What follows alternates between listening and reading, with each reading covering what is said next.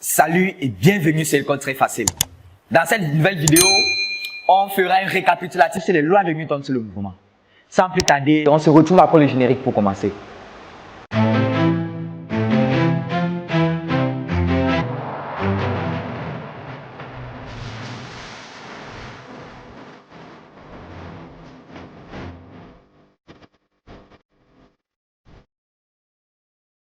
Premièrement, naturellement, nous allons aborder la première loi de Newton sur le mouvement, encore appelée principe d'inertie.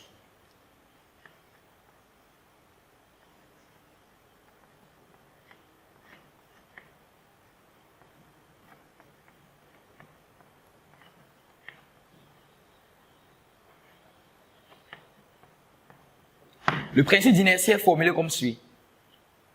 Si on a la somme vectorielle des forces extérieures, je rappelle que c'est une somme vectorielle, égale au vecteur nul, cela est équivalent au fait que le vecteur vitesse soit un vecteur constant. Je m'explique. On a la somme vectorielle, bien sûr, ça doit être une somme vectorielle, de toutes les forces extérieures. Je rappelle que ça doit être toutes les forces extérieures appliquées à mon solide. Si la somme vectorielle si, la somme vectorielle des forces extérieures est égale au vecteur nul, alors cela est équivalent, je préfère dire équivalent, cela est équivalent à dire que le vecteur vitesse est un vecteur constant. Étant un vecteur constant, cela signifie que le vecteur vitesse ou alors la vitesse va garder son intensité, c'est-à-dire on a déjà l'aspect uniforme, et que le vecteur vitesse va garder son orientation, on a l'aspect translation. Donc dire que le vecteur vitesse est un vecteur constant revient encore à dire que quoi? Que soit le vecteur est nul ou encore le vecteur a une valeur unique, c'est-à-dire conserve sa valeur et conserve son orientation, cela nous ramènerait à un mouvement rectiligne uniforme. Donc très vite, il faut faire un récapitulatif concernant cette première loi. Si la somme vectorielle des forces extérieures appliquée à un solide égale au vecteur nul, cela signifie que soit le solide est immobile, ce qui correspond au fait que la valeur donne 0, ou encore animé d'un mouvement rectiligne uniforme. Parce que le mouvement doit être rectiligne pour que l'orientation soit constante, et uniforme pour dire que la valeur est constante.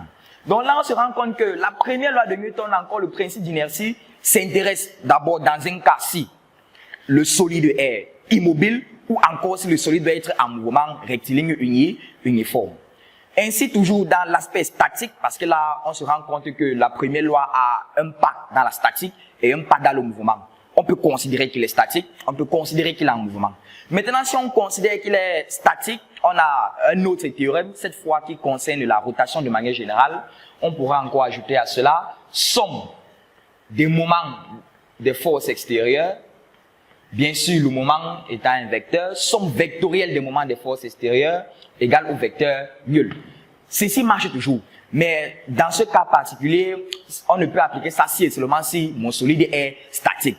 Par contre, somme vectorielle des forces extérieures égale au vecteur nul, ça peut être statique ou encore si ça doit être en mouvement rectiligne uniforme.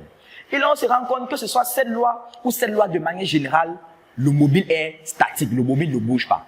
Rappelons que nous sommes sur les lois de Newton sur le mouvement. Voyons un peu l'évolution. Au départ, on considère qu'il n'y a pas de mouvement et on voit ce que ça signifie. Et certainement, dans la deuxième loi, on va s'intéresser au mouvement. Donc, premièrement, nous sommes dans la statique. Et que ce soit la somme des forces extérieures au vecteur nul ou la somme des moments des forces extérieures égale au vecteur nul, il s'agit du principe fondamental de la statique, encore appelé PFS. Donc, finalement, un petit récapitulatif, on pourra dire le principe fondamental de la statique. On a premièrement somme des forces extérieures, somme vectorielle bien sûr, égale au vecteur nul. D'une part, on peut encore avoir somme des moments des forces extérieures égale au vecteur nul, deuxièmement. Et je rappelle que ceci n'est appliqué que si le mobile est statique, il ne bouge pas, immobile. Par contre, ceci, on peut concevoir qu'il est en mouvement, mais ça doit être absolument rectiligne uniforme. Et bien sûr, étant les lois de Newton sur le mouvement, tout ceci n'est vrai que dans un référentiel galiléen. Vous devriez le savoir. Sans plus tarder, on va passer à la deuxième loi de Newton. Là, on va sortir de l'aspect statique. La deuxième loi de Newton sur le mouvement. On va aller progressivement. Le théorème du centre d'inertie. Le théorème du centre d'inertie.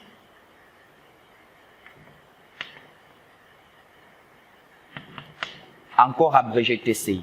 Qui dit cette fois, on s'intéresse toujours aux forces extérieures parce que rappelons que ce sont les lois de Newton sur le mouvement et qu'est-ce qui crée le mouvement, c'est la force. Donc que ce soit la première loi de Newton, la deuxième loi de Newton ou la troisième loi de Newton qu'on verra, on s'intéressera aux forces extérieures. Donc toujours la somme vectorielle des forces extérieures égale à MA. Cette fois, le mobile n'est pas nécessairement immobile. Le solide n'est pas nécessairement animé d'un mouvement rectiligne uniforme, mais il faudrait que l'on soit toujours dans un référentiel galiléen. C'est ce que la deuxième loi a en commun avec la première loi. Mais dans ce cas, le mouvement peut être circulaire, curviligne, même pas nécessairement uniforme. Donc ça, c'est un cas un peu général. Somme des forces extérieures égale à MEA. Je rappelle que M est la masse et A est l'accélération qui désigne la variation du vecteur vitesse. Donc, on se rend compte que la deuxième loi est un peu une généralisation de la première loi. Et je rappelle que ceci, c'est la formulation en translation. Ça trouve aussi son équivalence en rotation. On a somme des moments des forces extérieures égale à J delta, theta, point, point. Je rappelle que dans cette formule, on a bien somme des moments, comme dans ce cas, mais ce n'est plus égal au vecteur nul, mais cette fois c'est égal à J delta, theta, point, point. J delta désigne le moment d'inertie. En fonction naturellement de la géométrie, on pourra trouver l'équivalence. Et theta, point, point désigne une accélération, mais cette fois l'accélération angulaire. Parce que lorsque c'est un mouvement de translation, tout ce qui sera repéré sera linéaire. Vitesse linéaire, accélération linéaire. Mais lorsque le mouvement est une rotation, on ne parlera plus de linéaire, mais on parlera d'angulaire. Vitesse angulaire, accélération angulaire. Et très vite, on se rend compte qu'il y a une relation entre l'accélération angulaire, qui n'est pas l'accélération linéaire, mais qui est égale à l'accélération linéaire divisée par le rayon, parce qu'on considère que c'est un mouvement circulaire. Et rappelons toujours, là, nous ne sommes plus seulement dans l'hypothèse que le solide est statique. Là, on peut concevoir que le solide soit en mouvement, même pas nécessairement un mouvement rectiligne uniforme. Donc, on se rend compte qu'on n'est plus dans l'aspect statique, mais cette fois, on est dans l'aspect dynamique. On peut permettre que le solide ait un mouvement et un quelconque mouvement, mais attention, un référentiel galiléen. Donc, on se rend compte que ce que Newton dit à sa deuxième loi, si ça doit être un principe fondamental, ce n'est plus le principe fondamental de la statique. C'est un principe fondamental qui n'est plus de la statique, mais de la dynamique. On définit donc ce qu'on appelle le principe fondamental de la dynamique, ou alors, si vous voulez, la relation fondamentale de la dynamique, qu'on peut encore appeler RFD. Je tiens à préciser que la relation fondamentale de la dynamique, la vérité qu'on devait même dire, les relations fondamentales de la dynamique. Pourquoi? Parce que lorsque le solide est déjà en mouvement, lorsqu'on considère la dynamique, il y a tellement de lois qui sont énumérées. Par contre, un exemple, somme des forces est égale à MA, c'est dans l'aspect dynamique, donc c'est une loi dans les relations fondamentales de la dynamique. Ceci également, c'est dans les relations fondamentales de la dynamique. Et toujours dans la dynamique, on n'a même pas que ça. On peut compléter notre liste. On a également le théorème de la quantité de mouvement qui dit ceci. On a pour le théorème de la quantité de mouvement, on a somme des forces extérieures cette fois. Somme des forces extérieures égale à la dérivée de la quantité de mouvement par rapport au temps. Ceci marche toujours. Ça, c'est toujours une loi qui entre dans la dynamique parce que ceci est appliqué. On peut concevoir que le solide soit en mouvement. C'est donc pour ça que c'est attribué aux principes fondamentaux de la dynamique. Somme des forces extérieures égale à la dérivée de la quantité de mouvement par rapport au temps. Et on peut constater pour une masse constante, je préfère le dire, nous sommes en mécanique classique, pour une masse constante, puisque la quantité de mouvement à son tour, très vite, on peut trouver le lien, c'est MV. Et on se rend compte qu'on va dériver le vecteur vitesse qui correspond à l'accélération, ce qui nous mènerait encore à somme des forces extérieures égale à MA. Donc que ce soit cette loi, ça marche lorsqu'on peut concevoir que le solide soit en mouvement, donc c'est entre dans les relations fondamentales de la dynamique. Il n'y a même pas que ces relations. On peut encore voir le théorème du moment cinétique, qui dit ceci, que somme des moments des forces extérieures nous donne la dérivée par rapport au temps du moment cinétique. Rappelons que le moment cinétique à son tour, c'est OM vectoriel quantité de mouvement qui est égale à mv. Et on se rendrait compte par un développement P qui est égal à mv si on dérive que ceci nous mènerait encore à ceci, somme des moments des forces extérieures égale à J delta θ point point ou somme des forces extérieures égale à MA. Finalement, on se rend compte que dans les relations fondamentales de la dynamique, Newton a dit quelque chose, mais on se rend compte qu'il n'y a pas seulement les lois de Newton, mais il y a encore d'autres lois qu'on peut mettre dans les relations fondamentales de la dynamique. Donc la relation fondamentale de la dynamique, ou si vous voulez, les relations fondamentales de la dynamique sont des relations qui sont valides lorsque un solide est en mouvement, un mouvement quelconque. Parce que si on spécifie déjà le mouvement, ce n'est plus la dynamique dans son intégralité. Voilà en ce qui concerne la deuxième loi de Newton. Sans plus tarder, on va parler de la troisième loi de Newton, finalement, toujours sur le mouvement.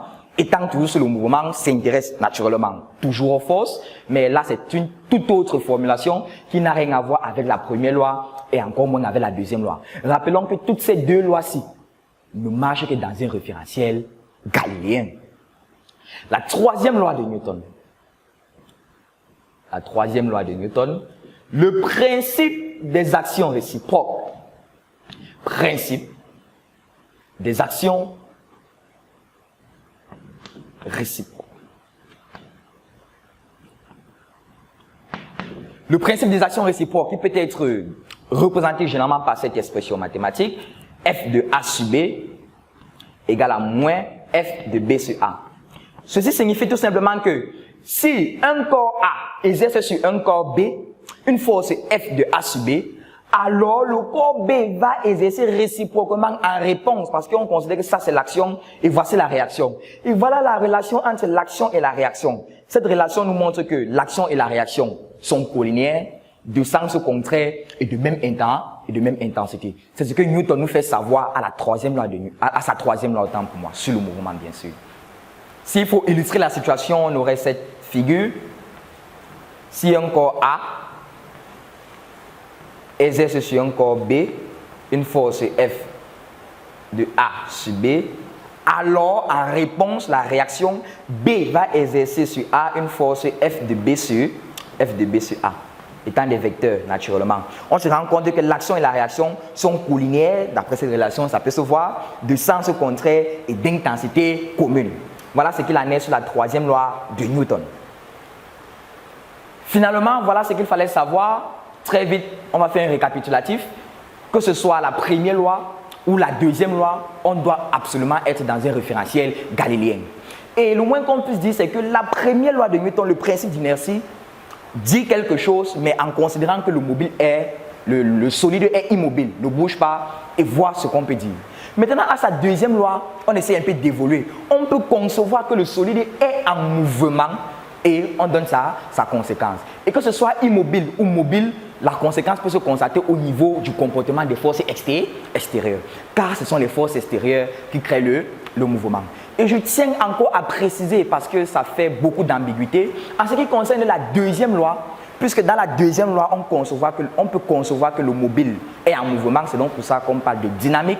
Mais cependant, on définit ce qu'on appelle le principe fondamental de la dynamique ou la relation fondamentale de la dynamique, qui n'est point un théorème ou encore moins deux théorèmes, mais un ensemble de ces théorèmes qui marchent lorsque le solide est en mouvement, parmi lesquels on a le théorème du centre d'inertie, parmi lesquels on a le théorème du moment cinétique ou encore le théorème de la quantité de mouvement.